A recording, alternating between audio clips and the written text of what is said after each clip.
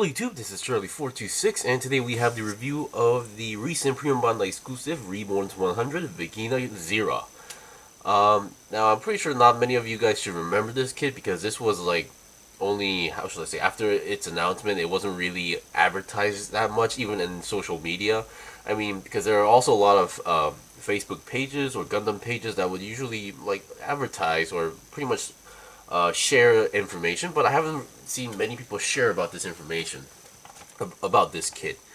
But for those who might remember, this is one of those kits that has two alternative heads. Number one is the one that has the visor. Number two is the one that has the Gundam-ish style head.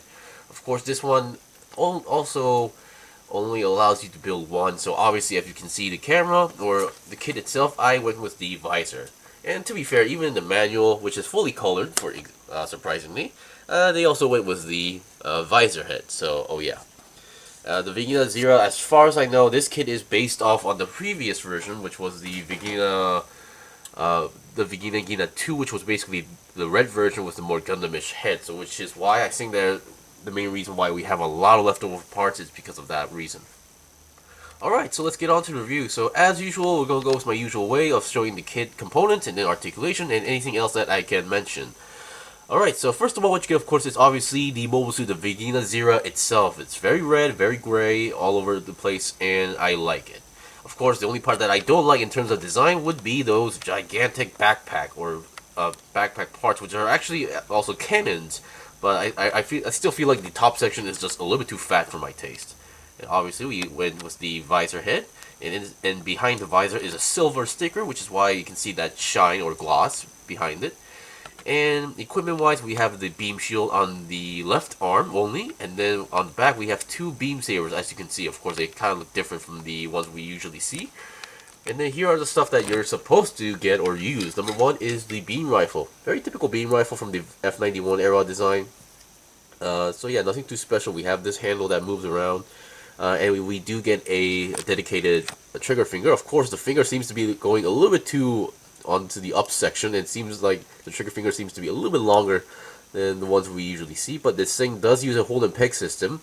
And it seems like it is meant to be used on for both sides of the hand because it has pegs on each side. Of course, you only get the right trigger hand, so you won't be really using this on the left arm. We get the beam shield, typical pretty much F91-ish beam shield, and then two beam saber effects, nothing too special about those. And then in terms of sticker, we get a number of stickers, but of course I did not use everything, I only used the one that I felt like using. So yeah, and most of these stickers I personally think, well, these yellow might be essential to certain areas, but I'll point out where they're supposed to go, but in the end, the main reason why I didn't use them is because most of these large ones are one of those stickers where it requires you to pretty much jam it in like a hole and then like fold, like you can see these folding sections, and I really hate these kind of stickers like that requires you to like put the middle inside and then like fold the ones on so it like sticks into the side of the like pieces. I really don't like that. But anyway, let's get on to the review now. Oh yeah, and being a P-Bandai kit, we have some war slides. Nothing too special, but yeah, I believe one of these I believe this symbol has to go onto the forehead. But not being a big fan of war slides, I decided not to use them for now.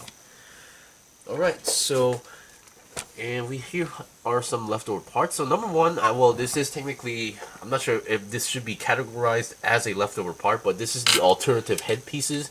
Now, despite being called the Gundam type head, and it has a V-fin, but it's technically a V-fin split in half, and then that attach each side of the head. So, yeah, here we have the V-fin-ish parts. And then here we have the inner part of the Gundam type head. So we can see the eyes, the inside section are clear blue pieces. That's pretty much done well. And then here we have the top head camera, which I did not use a sticker. This is actually from the clear piece itself. And then here we have the front section, which is supposed to like go in front like this. But the main reason why I was not able to build it is that you need two more extra pieces on the side, and they only give you one set, which is the current one I'm actually using. You can see those antennas on the side. So yeah, and then in these holes on the top is where the V-fin goes in. So obviously for those reasons, I was not able to actually make the Gundam type head. And one of the stickers actually showed there was these two blue line stickers right over here, I believe. Yeah, these are the ones that are meant to be going onto the head camera, which I saw was very unnecessary because it's already clear blue. I don't think we need to put another metallic blue sticker on top of that. So yeah, and they give you two of these for each head. So yeah, for some reason, because there's this other sticker, but they don't give you two of this other sets, which I will point out later. But oh boy, so what I'm going to do now is push this to the side. Now the main reason why these premium Bandai kits take so long to review is not because of it's the kits that is complicated. It's just the amount of leftover pieces that they sometimes give you. Yeah, those are. We have this many leftover pieces, so I'm gonna go by one, and that seems to be one of the things that I do good. So here we have this yellow piece, which is actually supposed to go on the chest section, but I believe this one's a different design because the one I'm using, which the kit also does have a yellow piece in the chest section, it seems to be a different design, which is why we have the leftover part, and I'm going to assume that this is from the Vigna-Zirah 2. And here we have some side thruster armor pieces that goes onto the leg, and that's pretty much it for A2. Okay, here we have this other piece, which we have the inner part of the front skirt. We have the chest section that connects the yellow piece. This piece, I am not too sure what that is. And here we have these arm pieces, which once again, I'm going to assume these are from the Vigna-Zirah 2. But I assume that you could still use these if you want to have like a double shield. Of course, you only have one set of shield parts, so you're going to need a second shield part. But still, if you want to have each arm to have the shield, I guess it is possible. Okay, so here we have C1. I believe you get two sets of C1s, but I could be wrong. Yeah, there we go. Yeah, we do get two sets of C1. So I'm just going to show you guys one. So on the C1, this seems to be the inside part of the Vigna-Zirah inner frame part. Here we have another piece, which there are some pieces that I'm not too sure what they are. This seems to be a handguard piece for the original Vigna-Zirah, and yeah, these parts seems to be like thruster areas for some part. And here we have the D2 part, which contains these kind of like polycap design-ish pieces. Once again, I'm not really too sure where they go, but yeah, we have some leftover parts of those. And I believe we get two sets of these parts as well. So here we have two of B4s. Now B4s, these seems to be the side pieces. Nothing too special going on that. Oops. And being a Reborn 100, we get some leftover parts of the typical Reborn 100 style polycaps. Yeah, there's not many designs. They just give you multiple of the same thing and a lot of leftovers. Like, yeah, that's a lot. So yeah, leftover piece for that. And here we have more leftover pieces. This seems to be for the legs. Yeah. Wait. Maybe these are the ones that are the actual front skirts, and the ones that I previously showed might be the back skirts. But who knows? I'm not really too sure about that myself. Here we have. I'm not too sure what these parts are. And yeah, more polycap-ish design pieces, but not actually polycaps, just plastic. And this seems to be the waist section, and here we have an action-based connector. Okay, and we get another set of B2 plates, so I'll just show you guys one. So here we have, this seems to be the shoulder section, or maybe. And then here we have, these parts I believe are for the feet, because there are some similar parts as these for this kit as well. So yeah. As you can see, I mean, there's a good amount of leftover pieces, but it's not like it's a good amount that you can build something out of it. So, yeah. Okay, so let's get on to the review. So, once again, I did not review the Vigna-Zirah or the Vigna-Zirah 2, so this will be a full-fledged review. And and the moment that you're seeing this is the time I made this when my channel was still hacked and it's still being recovered on the transfer process, so I may say a few stuff that may not make any sense the moment you're watching this, so please keep that in mind. Okay, so let's start with the head. I really love the head. So the head very looks Dragon-ish. I'm definitely gonna say that. And then, as I mentioned, behind the clear blue visor, they give you a silver sticker to give that extra shine inside the head, and they did a pretty good job. And once again, in the front camera, they tell you to put a metallic blue sticker. I decided not to go with that. Of course, I can see why, because after you put the back piece, it gets much more darker on the inside, which is why it's not too noticeable. But still, I don't like wasting like clear parts like that. And then, okay, on the back of the head, here's where I really, really hated the sticker. There's actually, so on the back head, obviously if there's a front camera, there's a back camera as well. So you can see this gap here is supposed to where the camera piece is supposed to go, or the sticker. Now, it would have been fine if they just gave a small metallic blue sticker to slap it on here, but no. What they did is they gave you a mixture of colors of a sticker that has the middle section is the metallic blue color, and then around it is a gray sticker. So what that means is that you have to apply a sticker here, you push it in, and then make sure like the gray sections are actually attached on the walls like here. And I extremely hated that, so I decided to skip that. And not only that, so for color separation purposes, so this section right over here, you can see the outline here. The outline here is also supposed to be gray. So after you put a sticker here, which is already going to be looking messy, but they also tell you to put another sticker around the back of the head, which is terrible. So I decided not to even bother with that. And how often do you look at the back head of the mold of the kit? So yeah, I'm not too picky about that part. And speaking of the back section, there's actually these yellow vent stickers that's supposed to go in here as well, but this time I decided to skip because, granted, this kit does have yellow like some areas, but I felt like, I don't know, having the vents yellow might seem off place, which is why I left it like that. And there's actually more areas that they tell you to use a sticker, but I decided not to because it just felt like out of places. Okay, so let's start with the head articulation. The head articulation is pretty basic for a Reborn's 100 kit. Okay, come on, focus. So the head can go down that much, and then up that much, and then 360 should be no problem at all. Okay, and then the body, I believe being a Reborn 100, I'm not sure if every Reborn's 100 kit has a ab crunch, but this one also does have an ab crunch, because I did not try the initial early ones like the DJ, the Mark III, or the F-Read Custom. So, like those stuff I did not try when they first came out because I was going through stuff. Okay, so now let's get the arms. The arms were pretty interesting. Actually, I made a mistake with how you connect the arms, but it still worked. But yeah, for those who are getting this kit, just remember the way how you connect the arms, you just don't just plug it in. It's actually one of those things where you have to insert the arms like this and then you twist it. So yeah, I mean, you can force it and nothing broke for me, but yeah, I should have read the manual a little bit more, because the moment like I was finished with the arm, I just tried to push it in, so that's what happened. Okay, so the arm is pretty articulated. So for number one, the shoulder armor moves pretty well. I mean, this end section also moves for some reason, which is, I mean, then again, these are thrusters, so that makes sense. The shoulder armor moves that much as well, and the arm section goes about 90 degrees to the side, and the arm itself has a 90-degree bend. The only section I would warn you is that this part on the inside kind of tries to do the split sometimes. Like you can see it's trying to split up. So you're going to have to, push those back in constantly. And the arm seems to only be able to move about 90 degrees or a little bit more, but you get my idea. Which is not a big deal for these type of kits, I guess. Oh boy. And then let's see.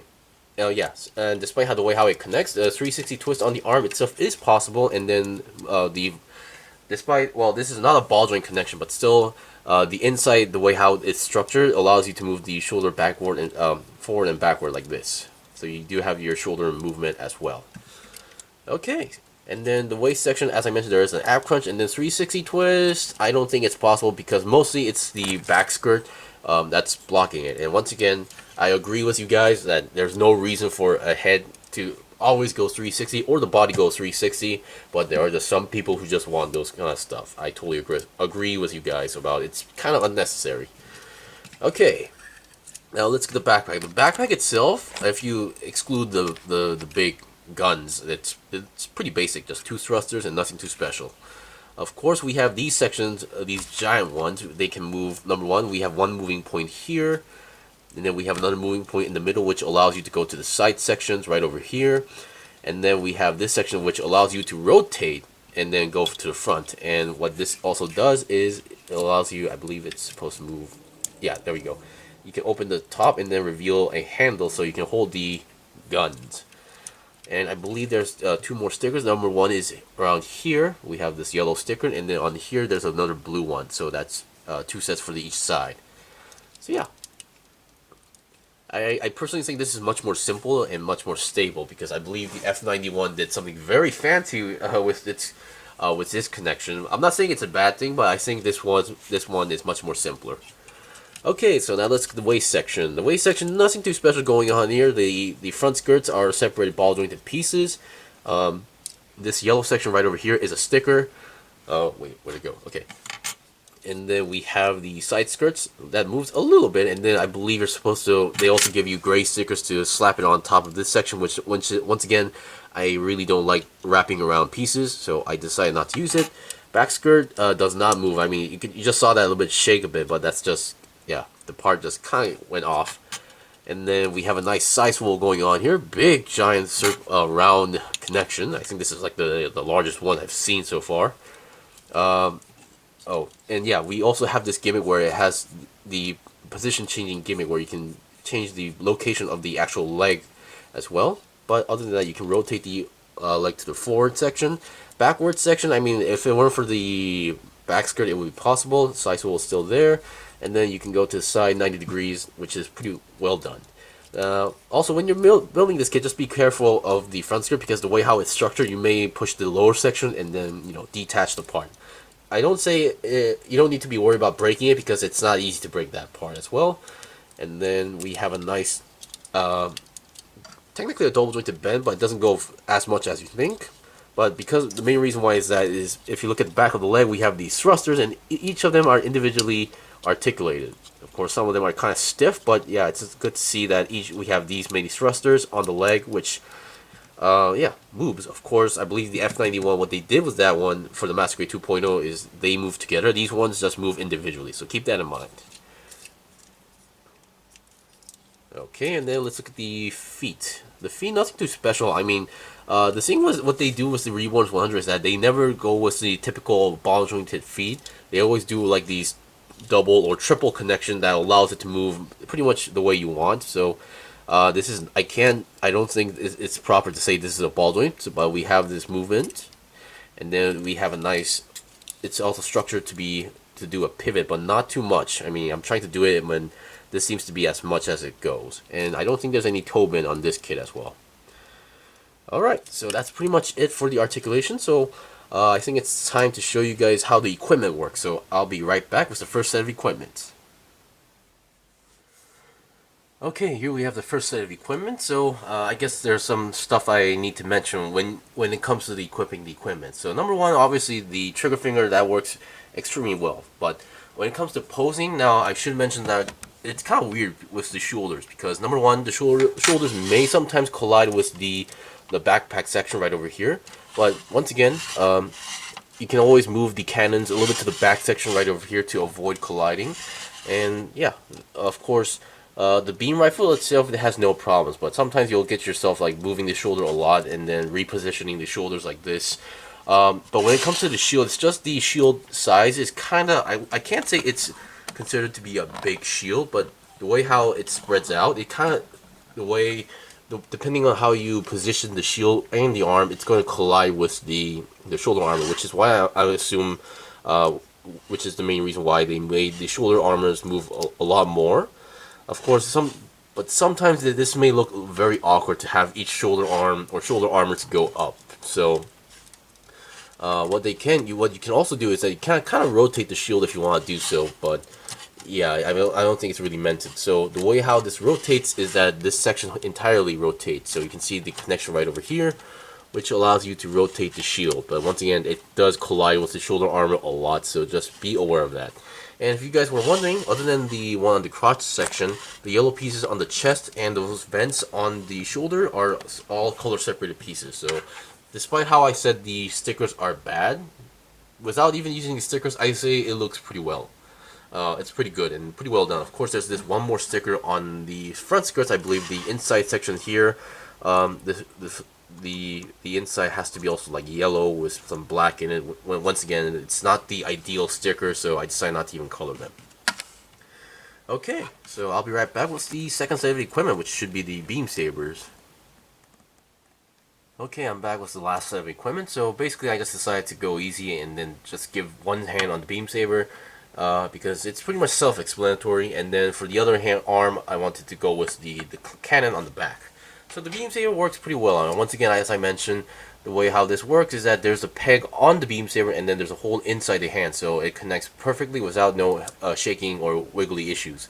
Of course, the way how it's stored, I don't mind the location of the storage area, but as you can see, there's a hole here, so which is actually the main point that holds on the beam saber. So once again, if you store the beam sabers, and then if you want to actually use them, the only way is to actually take this apart and then take out the beam saber and then reattach the connector onto the back skirt. So that's kind of one thing that is kind of tricky, because once again, if it was a master grade, the hole would be on the beam saber and there would be a peg on the hand, which is why it looks much more cleaner. But with this, with the way how Reborn 100 does it, oh boy, is that, yeah, there's a peg here, which is the main problem is that it's really incompatible with master grades for Reborn 100 stuff like this. All right, so there's no issue with the beam saber holding gimmick. It's just the other hand that, to hold this, it was pretty tricky for me to post, because I did what it mentioned on the manual. So basically, in a nutshell, is that, oh boy, I'm gonna have to take this apart, don't I?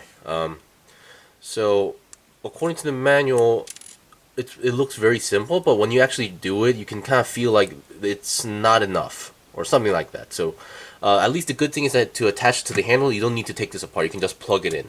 So what the manual tell you to do this is they just tell you to rotate this like this entirely, and then just jam it in there. So basically, the position. So even right now in the position, it looks too narrow. It's too close to the main body, and it's still to the back. So it's pretty tricky. And the thing is that this thing doesn't go that far to the front than you think, and it's not like it's connected to the ball joint where you can move it to the side like this. The only way you can move it to the side is like that. So what I did is basically reposition the arm as much as possible, and then it's just barely enough. So you can see it's barely enough to get in there. And then if you get them in, the thing is that at first they're going to look like that it's trying to shoot to the side, not into the front. So from here, I'm going to assume that you need to just pretty much reposition any way possible. But for now, if you want to have them both in handles, this is the best I could do. So maybe some modifications may be needed, or maybe I'm just doing something wrong. But yeah, to get a more natural pose like the F91, it's not working that well. So in terms of that, I'm gonna say F91 wins in terms of the similar pose. Anyway, that was pretty much it for the review. So once again, this was the review of the P-Bandai exclusive Reborn 100 Vigna-Zirah. If you guys are interested in getting the kit, because for me, I got it because it has a visor and it was red, and it was pretty one of those interesting variants, so which is why I got that. So if you're a big fan of the Vigna-Zirah line, definitely get it. But if you're not, I don't think you're missing out too much. It's just that it's kind of an interesting design, kind of unique to have, but that's pretty much it. Anyway, thank you for watching the review. This was a review of the P-Bandai exclusive Reborn 100 Vigna-Zirah. If you guys got any questions or requests, leave a comment below. I still have more stuff to buy and build and make reviews out, so please stay tuned. Until then, see you guys next time.